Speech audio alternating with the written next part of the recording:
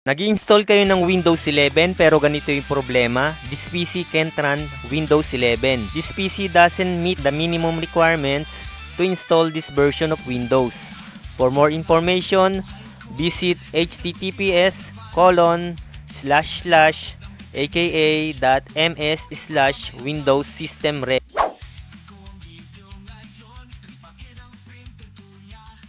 So, meron tayong dalawang paraan. Piliin nyo yung previous version of setup. Nagkakaroon ng error kasi hindi naka-bypass yung TPM at saka yung secure mode. So, gagawin natin, may papalitan tayo sa registry. Nagkakaroon ng error kasi hindi naka-bypass yung TPM at saka yung secure mode. So, gagawin natin, may papalitan tayo sa registry. Yan, so ito uli yung error, no? This PC can't run Windows 11. Yan, pag nandito tayong part, i-press nyo sa keyboard nyo yung Shift F10. Yan, then mapupunta tayo sa command prompt. Nilagay ko lang sa main directory, cd ... yung command. Then i-type nyo yung regedit. Yan din sa local machine. Then system. Then setup. Then gagawa kayo ng new key. Then type labconfig. Capital yung L, then small letter yung A and B, capital yung C, small letter yung O, N, F, I, G. Then sa labconfig, right click. Yan, piliin nyo yung D-word 32-bit value. I-type nyo bypass TPM check. Then new key again, D-word 32-bit. Then i-type nyo bypass. Then i-type nyo bypass secure boot check. Then dapat tama yung pagkakasulat, no? Gayahin nyo na lang. Then lagyan nyo ng value hexadecimal. Lagyan ng number 1. Okay, then ganun din yung isa. Double click lang yon. Then i-type nyo number 1. Then okay.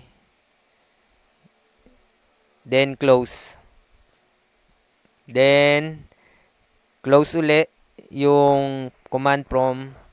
Then pwede nang mag-install. Then, kung wala kayong product key, piliin nyo muna yung I don't have a product key.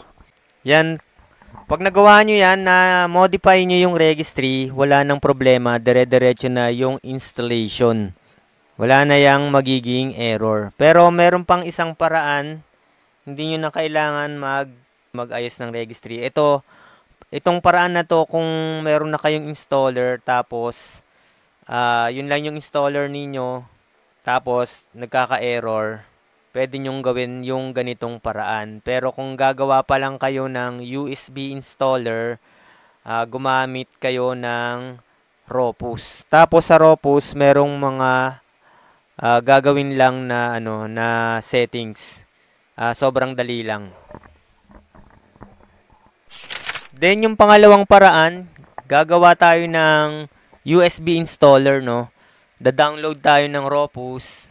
Ang pinili ko dito ay portable 4.7p yung version niya as of April 2025.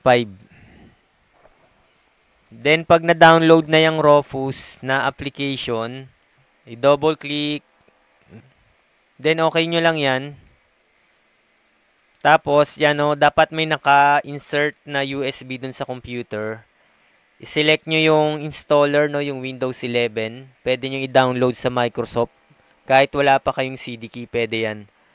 Naka-GPT, yung partition scheme, target system UEFI. Yan. Dapat naka-GPT. Tapos, standard window installation. Pag kinlik nyo yung start, then lalabas to. Piliin nyo lang yung remove requirements for 4G plus RAM, secure boot, and TPM 2.0. Dito, mababypass na yung TPM at saka yung secure boot. Tapos, pwede nyo na rin alisin yung remove requirement for an online Microsoft account para hindi na masyadong matagal yung installation. Yan, no? Kaya pwede rin kayong maglagay ng local account with username, no? Nilagay ko lang dyan Windows 11 pero pwedeng maglagay ng kahit ano. Yan, pwede nyo ilagay din yung disable data collection, skip privacy question, no? Para hindi na matagal yung pag-install ng Windows. Pag nagawa nyo yan, no? I-okay nyo lang. Then, antayin yung matapos yung installer. Then, insert nyo sa computer ninyo. Tapos, papalitan nyo yung first boot ng UEFI, no? Kung anong pangalan ng, ng USB nyo na lalabas dun sa BIOS. Yun yung first boot ninyo. Then, all goods na yan, makaka-install ka na without error. So, yun lang po mga ka-printing, no? Sana may natutunan tayo. Huwag nating kakalimutan mag-subscribe sa Bentech.